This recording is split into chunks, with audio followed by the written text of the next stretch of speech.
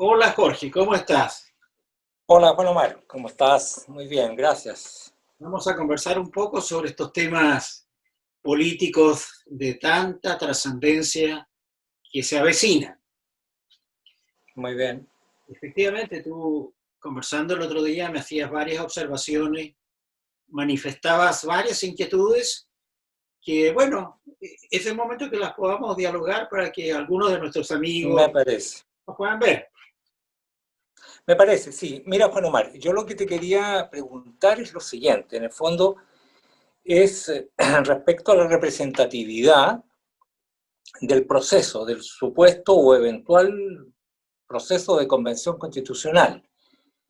Eh, pero quisiera que tú me lo analizaras desde un punto de vista, eh, por supuesto, en el ámbito filosófico, pero con un sentido lo más práctico posible, ¿eh? De manera que podamos ver cómo mi duda, cómo se puede encarnar en una solución plausible. Yo veo que aquí existen, en este momento, desde el punto de vista de la incidencia de este proceso, hay al menos dos grupos importantes que inciden en el manejo de la ciudadanía, ¿no? Por una parte, como grupos formales, están los partidos políticos con toda su estructura, etcétera. Y desde el otro punto, por otro lado, aparecen grupos informales que corresponderían, como podríamos llamarle, a grupos de presión o ideológicos, que de alguna manera tienen también una especie de trasvasije con grupos políticos, en algunos casos. Ahora, en el caso de los grupos, de los partidos políticos, sabemos a ciencia cierta que tienen aparentemente una baja o muy baja nivel de credibilidad y de aceptabilidad por parte de la población. Y en el caso de los grupos de presión ideológicos, da la impresión que también son grupos que representan un sector más bien minoritario, no, por lo menos no masivo de la población. En ambos casos, estos grupos buscan injerencia en las decisiones del colectivo, de la ciudadanía. Pero además de eso, aparece un nuevo actor que son los medios, la prensa, que de una manera u otra tiene completamente distorsionado todo este proceso, a mi entender. Entonces, yo veo que estos tres factores se contraponen a la vida real o a la sociedad real, por así decirlo, ¿no? El colectivo real que es este país. Y finalmente, quiero que tú te refieras también al tema, porque en estos tres grupos, tanto en la prensa y los medios, los partidos políticos y los grupos de presión social o ideológico, no se advierte en ninguno de ellos una idea o una actitud dialógica. No la advierto, no la veo, y por lo tanto veo una especie de divorcio con las ideas más sensatas y generales que la población en su conjunto tiene. No sé si me explico en mi planteamiento. Perfectamente. Mira, voy a comenzar siendo filósofo y me voy a referir a una antigua idea aristotélica que es clave y fundamental en la democracia ateniense, donde efectivamente el pueblo era el que participaba de manera directa, tomaba las decisiones y cualquier ciudadano era nominado en un cargo de importancia, sea por votación directa o sea por sorteo. Sorteo que la democracia contemporánea ha olvidado totalmente y que suele ser muy útil. Bueno, ¿qué era lo que decía Aristóteles frente a posturas de algunos que sostenían que las cuestiones del Estado deberían ser resueltas por algunos, por los más entendidos, por los más sabios? Incluso Platón era de esa idea.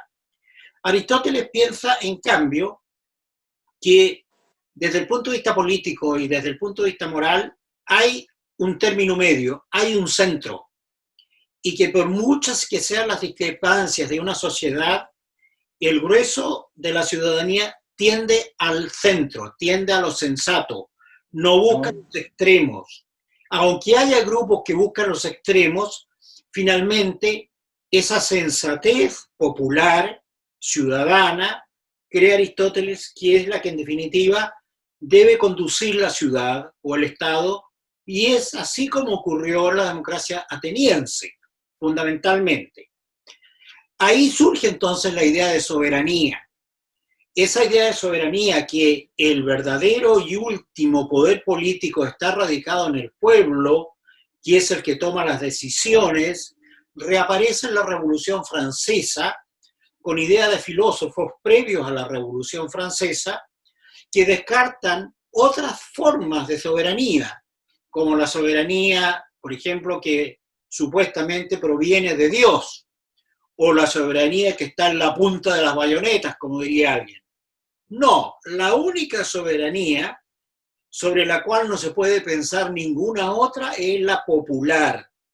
Y entendiendo por soberanía popular, la capacidad de decisión que tienen los ciudadanos. Bien, ahí surge, cuando surge esa idea, se plasma esa idea y se desarrolla accidentadamente durante 50 años, pero queda consagrada finalmente en la Constitución francesa y en la práctica no solo de Francia, sino de muchos otros regímenes políticos del mundo, incluidos los nuestros, donde lo que se va a buscar entonces es que la democracia administre. Y lo que ocurre aquí en Chile, y esa es la interpretación histórica, que ese supuesto, porque en cierto modo es un supuesto, ¿no? Muchas de estas ideas del contrato social y todo lo demás nunca ocurrieron históricamente en ningún lugar, pero son supuestos que hacen posible que uno se pueda explicar la realidad, de lo mismo que una teoría matemática requiere de ciertos supuestos para que se pueda desarrollar. Bueno, hay un supuesto que es el de la soberanía. Hay un soberano que es el pueblo, y el pueblo elige a sus mandatarios, a sus funcionarios, que son los que tienen que ejecutar la voluntad popular. Y se dice que esa voluntad popular, ese mandato, fue abruptamente roto, interrumpido el año 73, y que a partir de ese año surge un nuevo gobierno y después una constitución, que es una constitución que no tiene sus raíces en la verdadera soberanía. Entonces, de algún modo se considera que esta constitución actual es ilegítima, y aún a pesar de las prácticas democráticas que ha implicado, como por ejemplo la elección de los parlamentarios, del gobierno y de muchas autoridades, en el hecho esencial y fundamental se interrumpió la soberanía, y al parecer ahora se recobraría.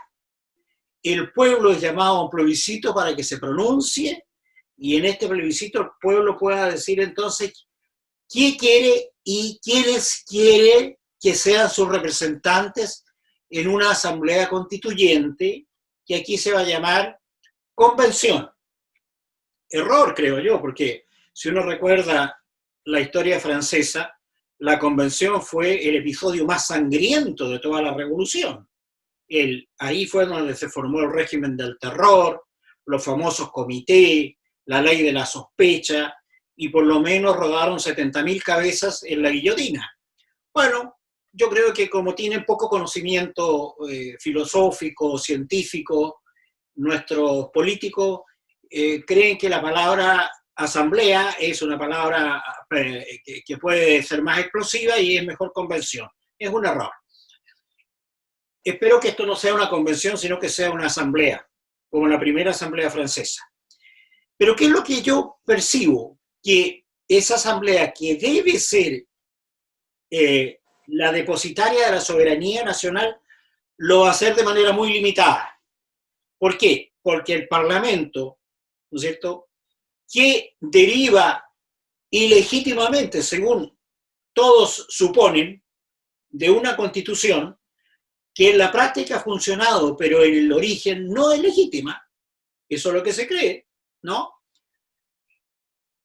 Esta convención que se va a formar va a estar formada fundamentalmente de acuerdo a las normas que se le imponen desde afuera por políticos, y los políticos actualmente en este país no tienen una adhesión superior al 3%, mientras que la inmensa mayoría de los ciudadanos que quieren cambios y que se han pronunciado por los cambios, tanto en la derecha como en el centro, como en la izquierda, incluso en los bordes, esa gente realmente lo que quiere son cambios fundamentales y creen muchos de ellos, la gran mayoría, que estos cambios se podrían hacer con una nueva constitución. La pregunta es, ¿esta convención es auténticamente soberana? Y la respuesta es obviamente no, porque de alguna manera está limitada por el poder actual práctico, ¿no es cierto?, de diputados, senadores y ejecutivos que le ponen límites. Y una de las cosas peores es de que los independientes, que somos la inmensa mayoría, prácticamente no vamos a tener acceso a esa convención, porque para poder tener acceso a esa convención hay que estar inscrito en los partidos políticos o hacer algún tipo de vinculación con los partidos políticos, independientes, agrupados con partidos políticos, etcétera. María, y se va a regir por la matriz de la elección de los diputados. De modo que si una persona como tú, como yo, como cualquiera, independiente, quisiera presentar una candidatura, tendría enormes dificultades, porque en primer lugar, la ley no lo ampara, no tiene espacios televisivos, no tiene presupuesto a los partidos políticos, el Estado les da un presupuesto, y después tiene que reunir el 0,4% del padrón electoral de su distrito, y con firmas ante notario, todo lo cual es muy difícil. Así que, en el fondo, somos libres y tenemos el derecho a elegir, pero a elegir a políticos, no a independientes. Y ahí hay un gran quiebre. Y el segundo está, a mi modo de ver, en que al imponerle esta categoría de 2/3 para aprobar determinadas materias, para que estas materias pasen a formar parte de la nueva Constitución, se genera un problema bastante complicado y difícil, pienso yo, si es que las cosas no funcionan a la manera aristotélica. Es decir, que en esta convención exista un centro mayoritario de sensatez que haga posible que efectivamente tengamos la Constitución que queremos. Si eso de alguna manera es desbordado, o si vuelve a presentarse el esquema antagónico del 73, en que los dos grandes brazos de la política chilena, la derecha y la izquierda, se rechazan mutuamente y no llegan a verdaderos consensos, vamos a tener dificultades. ¿Qué es lo que debió realmente ocurrir? Que esa asamblea hubiese sido totalmente autónoma, independiente y soberana y hubiese fijado sus propias reglas del juego. Es decir, hubiese fijado sus quórum de aprobación, que los habría graduado conforme a las materias que hubiese ido tratando. Pero de este modo, lo más probable es que tengamos una constitución mínima, blandita, y como decía alguien, muy ufano, muy contento, que la mayoría de las grandes materias van a quedar para proyectos de ley. Pero tampoco no tiene sentido una constitución, porque la constitución es la ley fundamental, y por otro lado, si esto queda entregado a la ley, cada 4 años vamos a estar cambiando la ley. Por ejemplo, un banco central que está adscrito al gobierno o que es independiente. Un país que es unitario o que es parlamentario. Un país con tribunal constitucional, sin tribunal constitucional, etcétera, etcétera. Si en esas materias no se llega a acuerdo, absurdo sería esperar de que esas materias pasen a ser objetos de ley. Así que coincido en que estamos desfavorecidos, los independientes, la mayoría del pueblo, y debiéramos esperar buena voluntad de las personas que van a estar allí, pero sobre todo sensatez. Y eso no está asegurado, porque la política chilena en los últimos 30 o 40 años sensata no ha sido. Y no ha sido verdaderamente fiel representante de la voluntad popular. Eso diría.